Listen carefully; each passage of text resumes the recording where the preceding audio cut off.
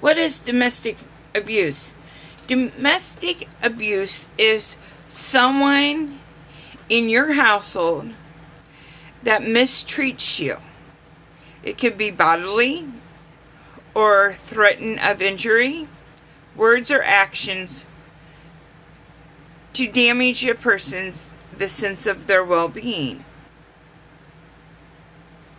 Have you ever been scared out of your mind? On a typical day, there's about 20,000 phone calls to the national, to the domestic and sexual assault hotlines. Maybe they're just too scared, and a lot of these are just too scared to make the phone call. Maybe too scared to leave for leaving, or maybe they don't have the money to leave, but they make these phone calls so that they can get help and support.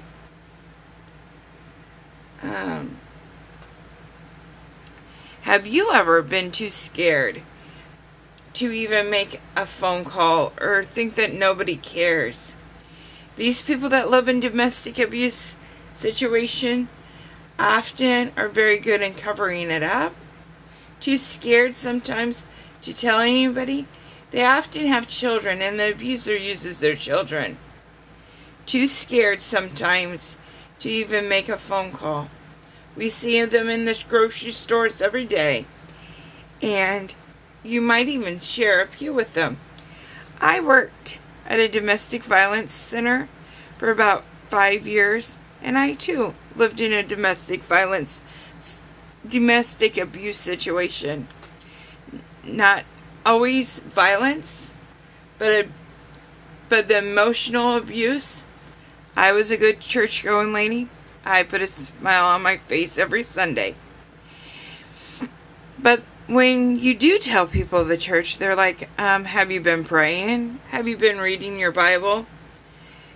So sometimes you're too scared to tell anybody that you even go to church with.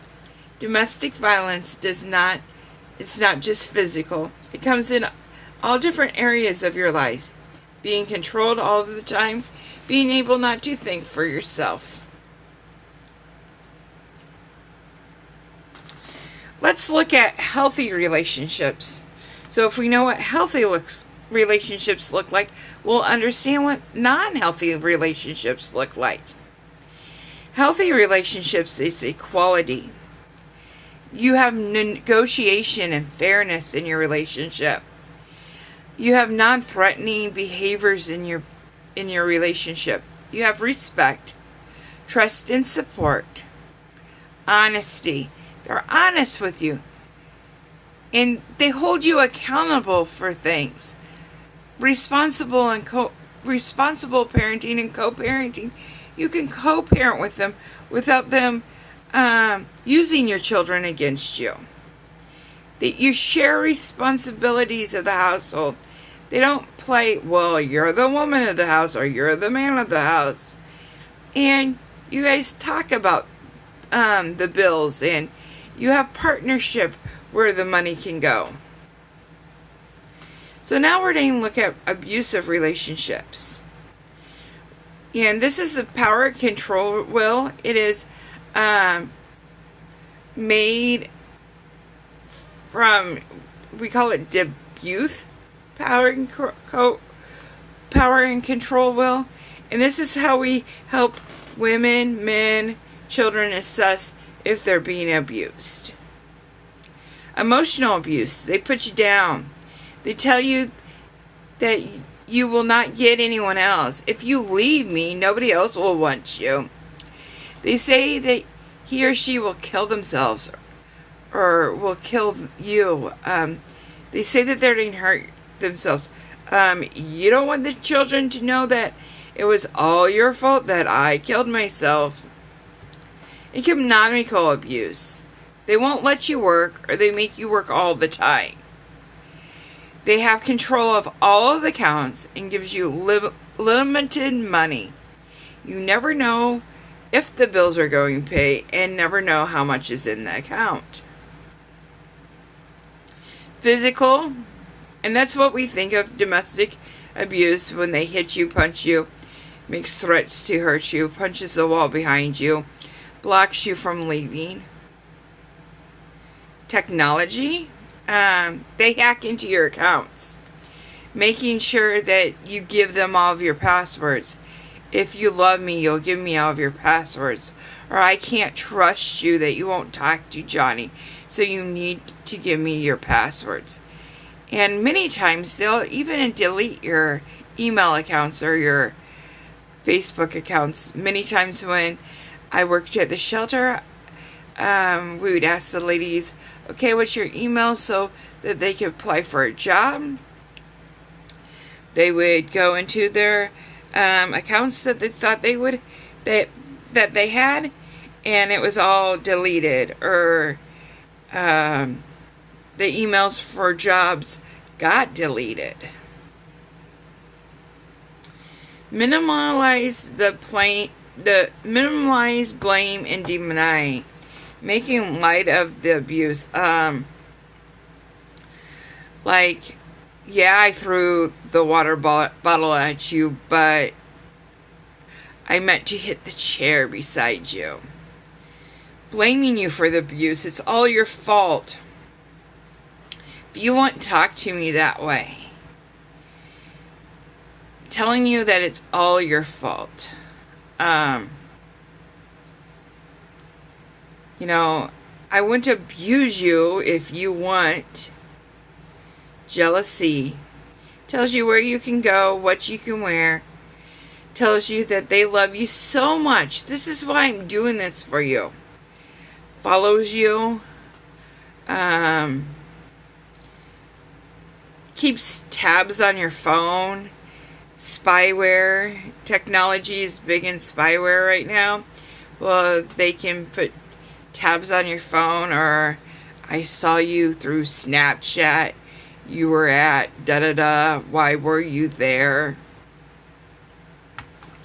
Isolation. You cannot have friends.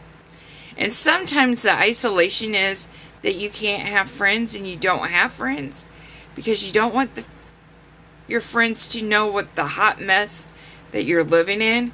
So you kind of keep it secret.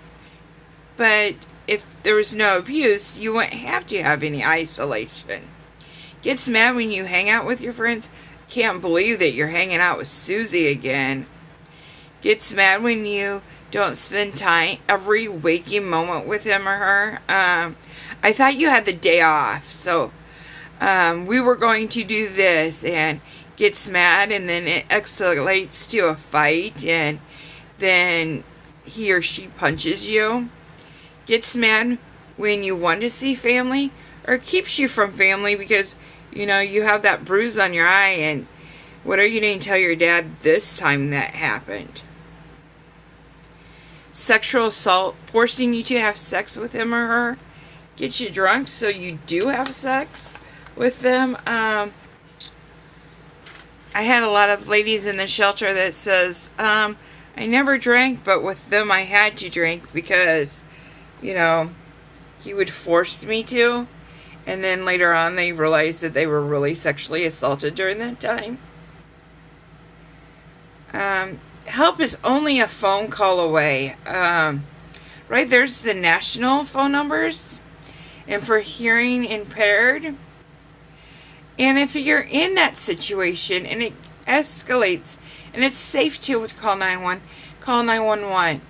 Sometimes it's not safe, and we understand that it's not safe to call 911. Sometimes you're in a situation and you're like, I know it's best for me to not call 911.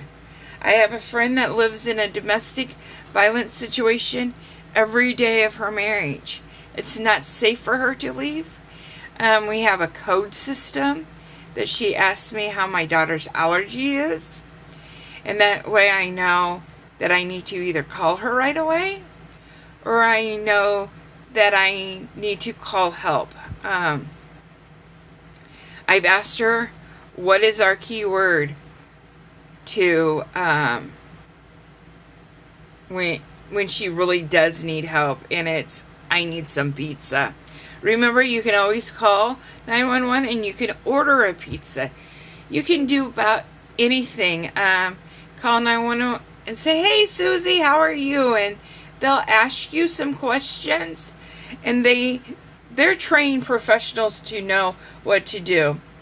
Domestic abuse is not just physical violence. It's so much more than that. Remember, love does not hurt.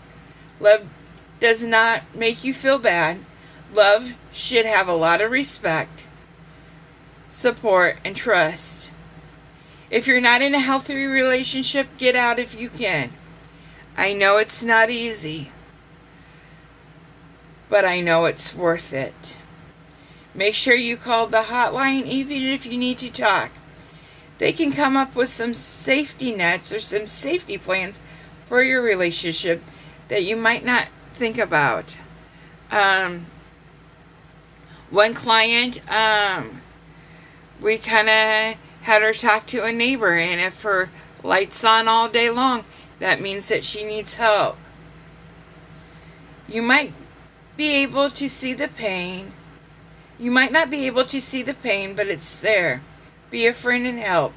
We all know someone in a domestic violence situation. It's okay to ask them if they're safe. Sometimes you don't need to know all the story, but you just need to be a friend. And sometimes they just need someone to care and listen and say it's going to be okay.